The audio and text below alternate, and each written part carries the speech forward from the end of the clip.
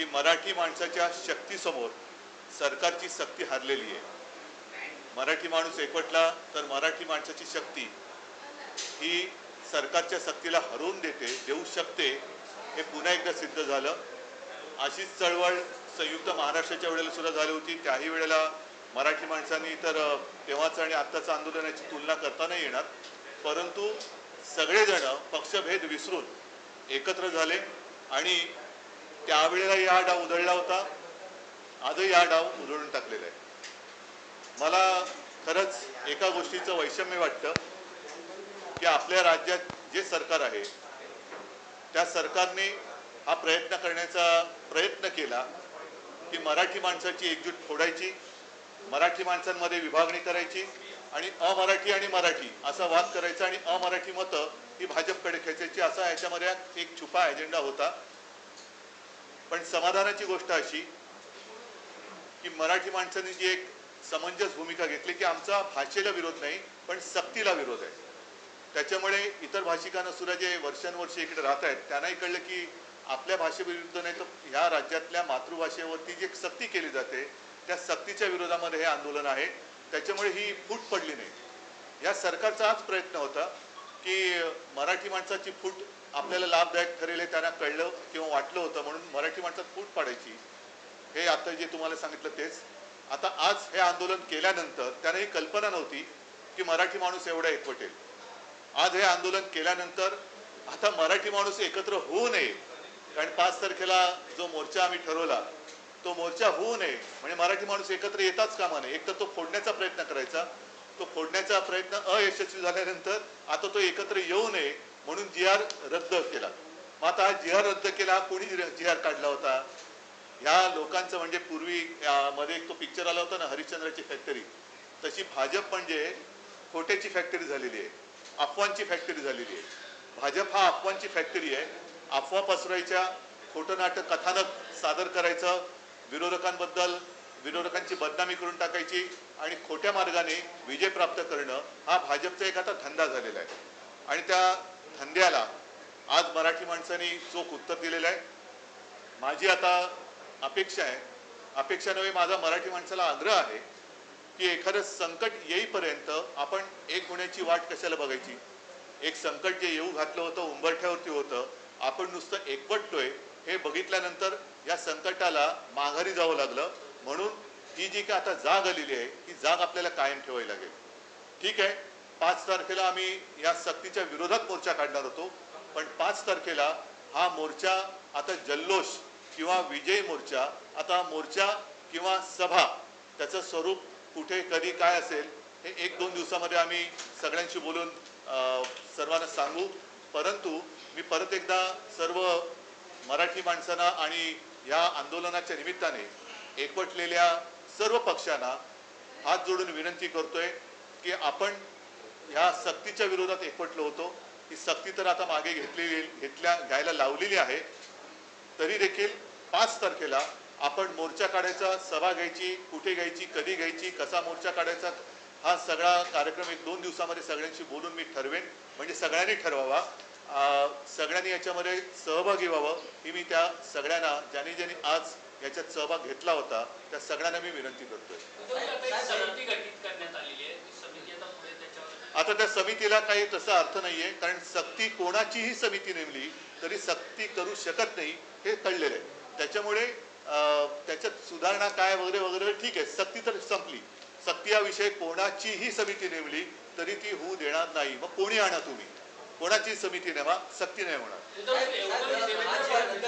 मुख्यमंत्री म्हणाले की तुम्ही मुख्यमंत्री होता तेव्हा या संबंधीचा अहवाल घेतला, इतिवृत्त देखील त्यांनी त्यावेळेस वाचून दाखवलं आणि यासोबत ते असे म्हणाले की जी.आर. देखील तुम्ही काढला. त्यामध्ये मी आता काय बोललो, भाजप ही अफवांची फॅक्टरी आहे, खोट्याची फॅक्टरी आहे. जसं हरिश्चंद्रची फॅक्टरी आहे, तर त्याचं मी तुलना नाही करू शकत, कारण दादासाहेब फाळकेंच्या वरती तो चित्रपट आहे आणि होता, त्याच्यामुळे हे नाहीये. हे मी तुलना सहज एक गंमत म्हणून फॅक्टरी म्हणून बोलतोय. आता अफवांची फॅक्टरी हा एक चित्रपट काढायला हरकत नाही, त्याच्यासमोर पोस्टरवरती देवेंद्र फडणवीसांचं चित्र लावा, अफवांची फॅक्टरी. मुख्यमंत्री असं एक म्हणतात की राज ठाकरेंचा देखील हिंदी सक्तीला विरोध आहे, तर त्यांनी पहिला प्रश्न जो आहे तो तुम्हाला विचारायला पाहिजे.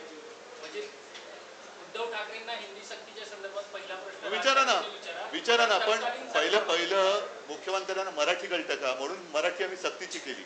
कारण तो जो वृत्तांत आहे ते आहे ना आपल्याकडे कागद, त्याच्यामध्ये नाही आपल्याकडे हा ज्याच्यामध्ये सगळे जी आर आता लावलेले आहेत आपण ते जी आर आहे. आणि तुम्हाला परत एकदा नीट सांगतो, मुळामध्ये ही समिती नेमली होती ती उच्च शिक्षणासाठी, आणि उदय सामंत त्यावेळेला उच्च शिक्षणाचे मंत्री होते. आता माशेलकर समिती नेमली का, तर राष्ट्रीय शैक्षणिक धोरण आल्यानंतर ते धोरण आलं, त्याच्यावरती बाबा आपण काय करायला पाहिजे म्हणून एक उच्च शिक्षणासाठी म्हणून समिती नेमली. त्याच्यात प्राथमिक शिक्षक कोणीच घेतले नव्हते किंवा प्राथमिक शिक्षणाशी संबंधित असलेले कोणीच घेतले नव्हते. हा अहवाल मंत्रिमंडळासमोर मंत्रिमंडळाला सादर झाला. आता तो अहवाल सादर झाल्यानंतर त्याच्यावरती पुढे अंमलबजावणी कशी करावी की न करावी यासाठी एक अभ्यासगट नेमला गेला. तो अभ्यासगट माझ्या अध्यक्षतेखाली मी तत्कालीन मुख्यमंत्री होतो म्हणून नेमला गेला. त्याचं हे काय इतिवृत्तांत वगैरे सगळं आहे, ह्याच्यात सगळं दिलंय, त्याच्यात पण आहे. तर तो नेमल्यानंतर पुढे सरकार पाडलं यांनी. त्याच्यामुळे ना अभ्यास गटाची मीटिंग झाली आणि तो जो काही शिफारशी ज्या केल्या होत्या तो आम्ही कधी पान उघडून पण बघितलं नाही. पण जी आर यांनी काढला. जर का मी जी आर काढला असता तर 3 वर्ष काय झोपा काढत बसले होते? 3 वर्ष कोणालाच कळलं नाही मी काढलेला जी आर, आणि मग मीच माझ्या जी आरची होळी करेन. त्याच्यामुळे मुख्यमंत्र्यांना हेच मला सांगायचे की म्हणून आम्ही मराठी सक्तीची केली. ते मराठीमध्ये लिहिले ते पहिलं नीट वाचायला शिका, समजून घ्या, आणि मग आमच्यावरती टीका करा. खोटं कशाला बोलताय?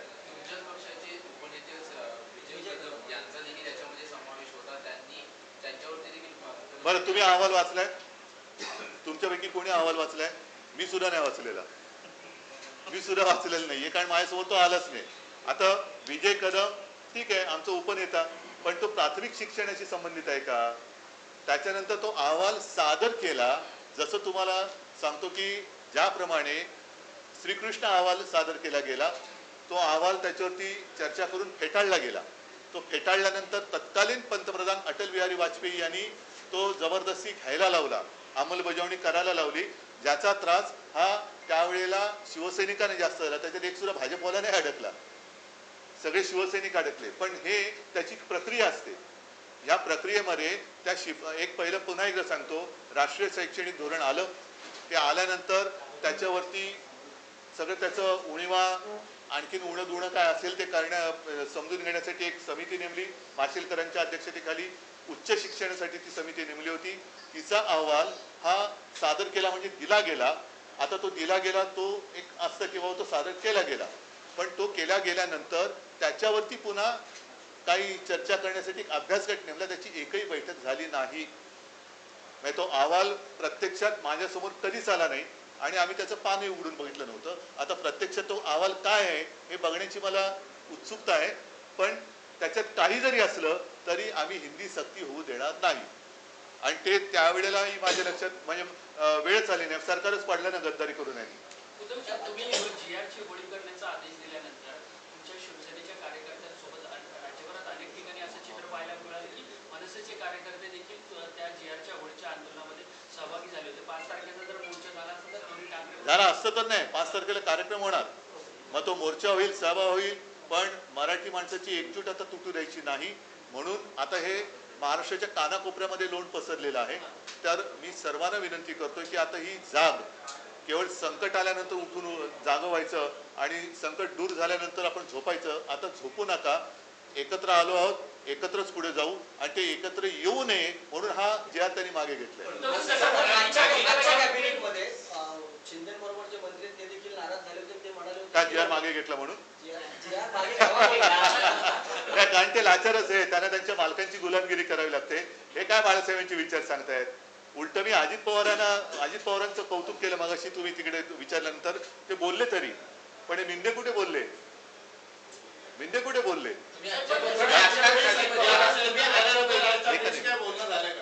आमचं बोलणं सुरू आहे. अगदी प्रत्यक्ष माझं त्याचं नसलं तरी आमचं सुरू आहे. आणि म्हणून सांगतो की 5 तारखेला माझी तर इच्छा आहे की आज जे सहभागी अगदी मराठी भाषा समिती सुद्धा आहे, त्यांनी सुद्धा, इतर सुद्धा पक्ष, अगदी मनसेने सुद्धा एकत्रित कार्यक्रम आपला हा व्हायलाच पाहिजे 5 तारखेला, अशी माझी आग्रहाची विनंती. आणि आम्ही तो कार्यक्रम एकत्र आला. मनसे असतील किंवा किंवा आपला पक्ष असेल जसं या मुद्द्याला घेऊन आला ना हा मुद्दा कधीच नाही तसं पुढे देखील असं एकत्रित पाहायला मिळेल का राज्यभरातल्या जनतेला याची उत्सुकता खास करून निवड मी परत सांगतो की एखादं संकट आल्यानंतर आपण एकत्र येण्यापेक्षा आपण एकत्र आलो तर संकट येणार नाही ही माझी धारणा आहे. ठाकरे ब्रँड एकत्र येईल, ठाकरे ब्रँड 5 तारखेला एकत्र येईल हे कुठेतरी त्यांना वाटलं असेल म्हणून हे मुख्य कारण आहे. नक्कीच आहे ना.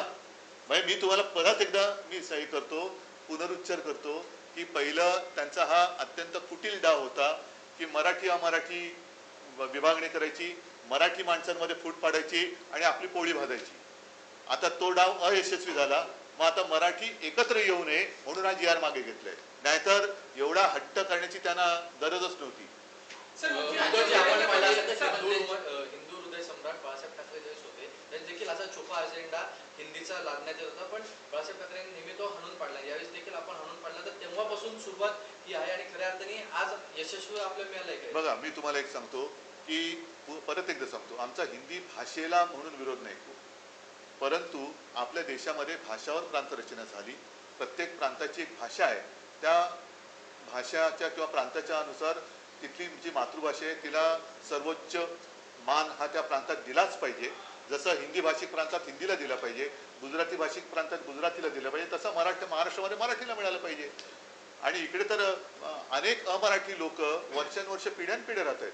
मात्र तुम्ही एवढं सगळं करताना मी पहिली प्रेस जेव्हा घेतली होती इकडे त्या समितीबरोबर तेव्हा मी काय म्हटलं होतं की ह्या मराठी अमराठी जे चांगल्या गुण्यागोविंदांनी नांदतायत त्याच्यामध्ये मुद्दामून विषाचा खडा हे टाकतायत आणि तो खडा टाकण्याचा प्रयत्न फसल्यानंतर आता मराठी माणूस एकत्र होऊ नये म्हणून हा दुसरा डाव टाकतायत. तर हे जे काय स्वयंघोषित अनाजी पंथ आहेत त्यांना असं वाटतं की चाणक्यानंतर हेच, तर असं काही नाहीये.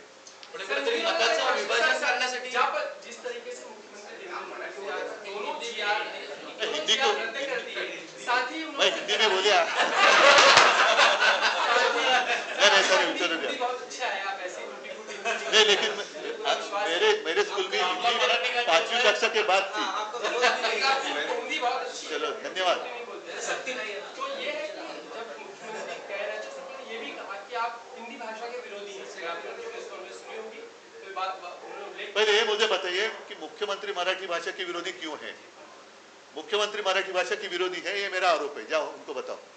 इसके अलावा तो जो समिति जनजागृति रखी हुई नहीं, इतनी जोर जबरदस्ती करने की आवश्यकता क्यों? अब बाकी सारे विषय है, अपने यहाँ काश्तकार आत्महत्या कर रहे हैं, बाकी रोज ही विषय. कल से अधिवेशन शुरू होने जा रहे हैं, सत्र शुरू होने जा रहा है, तो बाकी के विषय उस पर बात करो ना. आप मराठी के पीछे क्यों पड़े? मराठी के बारे में आपके मन में इतना जहर क्यों है? मुख्यमंत्री तो मराठी के विरोधी है, या शायद मैं ऐसा कहूँ तो गलत नहीं होगा कि महाराष्ट्र के जो द्रोही है या महाराष्ट्र के जो शत्रु कहना थोड़ा शायद ज्यादा होगा, लेकिन उनके ये गुलाम है क्या?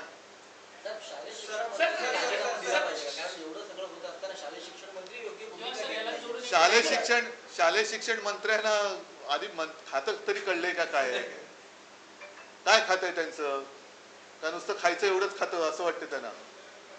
जो एकता दिखी है खासकर जिस तरीके से आप हो, राज ठाकरे की मंच में बाकी के लोग भी शामिल हुए, क्या ये उसका असर रहा? आप मानते हैं कि सरकार को बैकफुट पे नहीं, तो दूसरा क्या हो सकता है? दूसरी बात कौन सी हो सकती है? कल तक तो बोल रहे थे कि नहीं होगा ही होगा. इसलिए मैंने कहा कि पहले उन्होंने एक सबके मन में जहर डालने की कोशिश की. यहाँ कई सालों से बरसों से मराठी गैर मराठी रह खुशी रह रहे हैं, उनमें अलगता पैदा करो, अलग अलग हो जाओ, फिर मराठी जो एक है उनका विभाजन करो. अब वो विफल हो गए, इसलिए अब मराठी मानुस इकट्ठा आ रहे, तो नहीं आने के लिए उन्होंने आज का निर्णय लिया. होगा, मोर्चा होगा या सभा होगी, लेकिन कार्यक्रम तो जरूर होगा. और मैं सब लोगों को विनती कर रहा हूँ कि जिस तरीके से जैसे आप मोर्चा के लिए इकट्ठा हम आने वाले थे, वैसे ही 5 तारीख को हम सब इकट्ठा आकर विजय मराठी माणूस. एकीकडे असे देखील म्हणतात की GR रद्द करण्यात आलेला आहे, त्यामुळे आता मराठी माणसाने एकत्र येऊ नये असं देखील जे आहे ते सांगण्यात आलं. काय म्हणतात? हाच तर त्यांचा डाव आहे. जे मी बोललो ते अधिकृत बोलले. म्हणजे शेवटी माझ्या बरोबर पण ते 2.5 वर्ष होते ना, भाजप 25-30 वर्ष होती, बाकी मिंदे तर आम्हीच त्यांना राजकीय जन्म दिलाय, त्याच्यामुळे सगळ्यांची मन आणि त्यांच्या मनातली काळवेर कळतं मला. ठीक आहे. मिनट्स ऑफ द मीटिंग जो थी रघुनाथ वाशेकर की समिति को जो आपने एक्सेप्ट किया, मैंने अभी पढ़ के दिखाया. एक्सेप्ट किया उसको. नहीं सुनो, एक्सेप्ट करने का मतलब क्या है? मैं ये आपको ऐसे दे रहा हूँ, कुछ किताब दे रहा हूँ, मैंने मतलब इसका मतलब अर्थ ये नहीं होता है कि आपने ले लिया, लेकर आप बाजू में रख सकते हैं. जब आप पढ़ेंगे और उस किताब में जो कुछ लिखा है उसके ऊपर कुछ आप अमल करेंगे तो मैं कहूँगा कि आपने स्वीकार किया. ये बात सच है कि जब राष्ट्रीय शिक्षा धोरण उसका नीति उसका अहवाल आया था, रिपोर्ट आया था, तो उसके ऊपर विचार विमर्श करने के लिए हमने एक कमेटी का गठन किया था डॉक्टर मशेलकर के अध्यक्षता के अंदर.